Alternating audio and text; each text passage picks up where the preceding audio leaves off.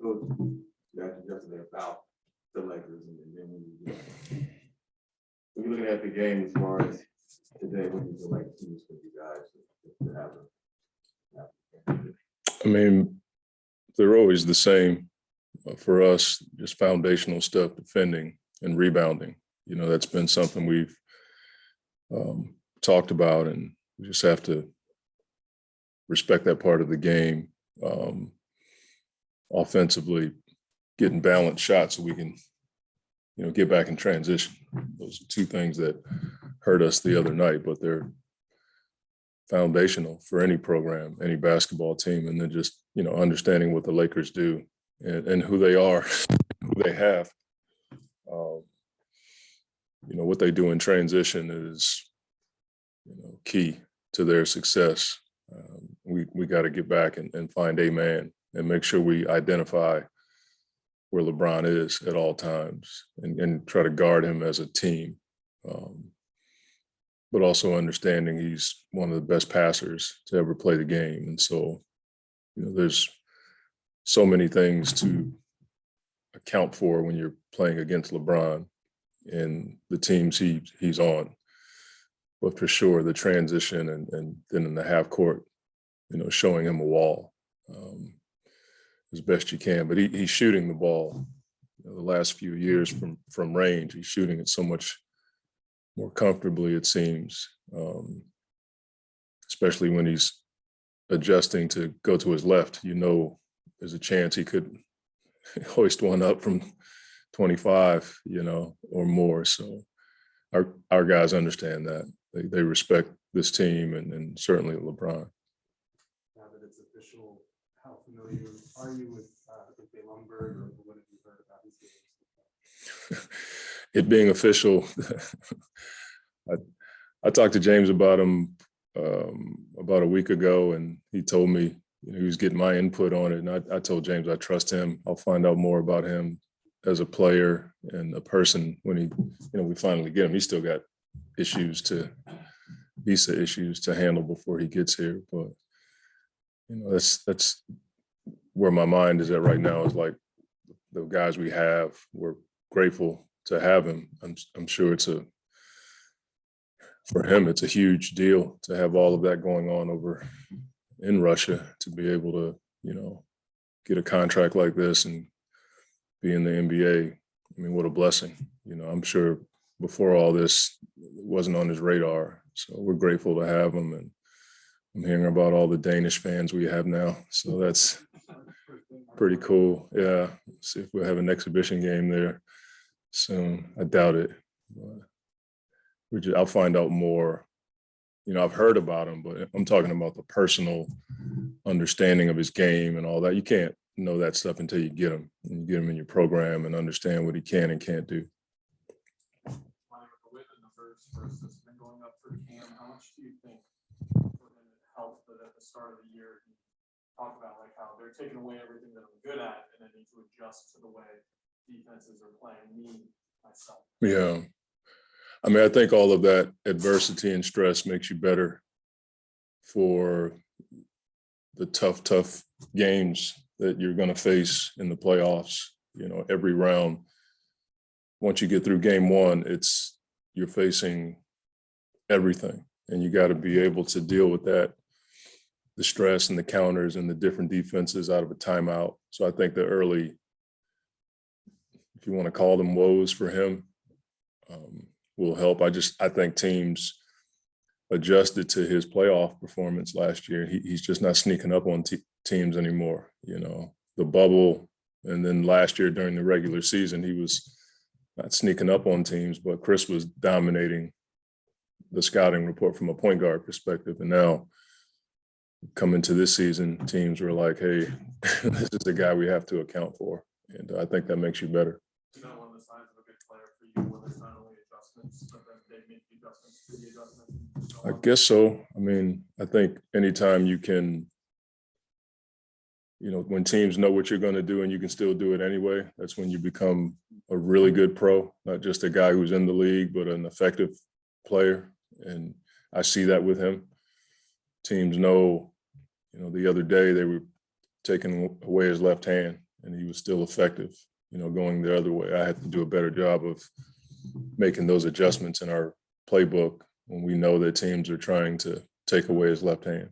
Monty, can you still be surprised by anything LeBron does? So when he scores 50, you just go, that's LeBron, even at his age. I mean, I'm like everybody else when I see it.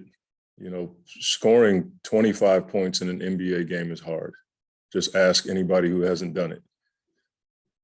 So to do what he's done the last few games, I don't even think about his age anymore because he doesn't look like, he's closing in on 40. He just looks like LeBron James. So I don't even not surprised. I don't do that with great players anymore. There's something about great players that it's just different. If you're surprised by great players, you just probably haven't been watching them long enough or don't understand greatness.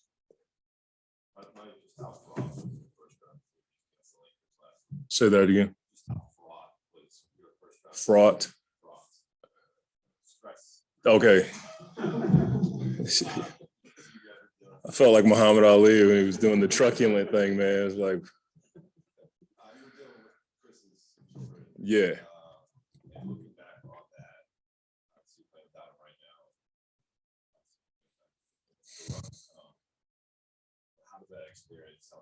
Yeah, I think it stressed us, and you grow in those moments. We learned a different way to play. When you lose one of your top guys, everybody moves up in the pecking order. And so that's a different level of stress. That ninth guy becomes an eighth guy, and that's a different world. You know what I'm saying? Like it doesn't sound like a lot, but it is. You go into the gym thinking, I'm not playing 8, I may play 15 minutes.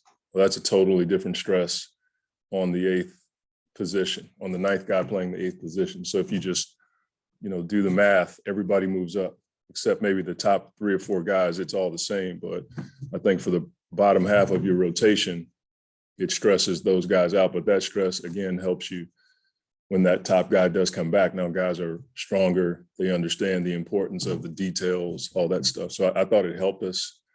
For me as a coach, it wasn't the most comfortable thing, trying to adjust to all that. And especially when you don't have Chris for any period of time, you have to make an adjustment. So it was something that helped us later on in the playoffs. I thought it helped us in the Clippers series when we didn't have him and Cam Payne came in and, helped us win those first 2 games. And did that time where, Chris described it on the podcast a bit, right, recently, where, you knew patience, but did that conversation is obviously so consequential in the front. Did that unlock another layer to you guys' relationship? Yeah, I mean, I think that conversation myself and James and Chris had that day was pivotal in that, if I hadn't seen Chris be that adamant, we probably would have thought we weren't going to have him. But he looked at me and he's like, Coach, look, if you feel like I'm hurting the team, take me out, but at least let me play. And not like, who am I I can't tell him not to play unless I saw him hurting himself. But when he was that adamant about it, and based on our relationship over the past 12, 13 years, I was, able to see how serious he was about it. And it ended up being a great decision for the organization. But I think our background together helped us because it was not an easy conversation. You guys know Chris, when he's adamant, it's, I'm probably one of the few people that can, rationalize with him in those moments, but he was going to play no matter what. Do you think Anthony Davis going down was the key to that series? I don't know. I don't want to say anything disrespectful about that. He was hurt. The thing about that series is Chris was hurt, for most of the series, and all anybody talked about was Anthony being hurt. That was, you can go back and forth with that. I'm just glad we won. As I've said before, we have a great deal of respect for the Lakers. I mean, how many championships and all the stuff they have, like when you can win against them, you feel good about it. Monty, with the injuries and stuff the Lakers have had, other guys have been able to step up. Austin and Yeah. what have you made their playing when they were in that team? Austin just plays hard, you know. I was watching film on him yesterday. Defensively, movement without the ball.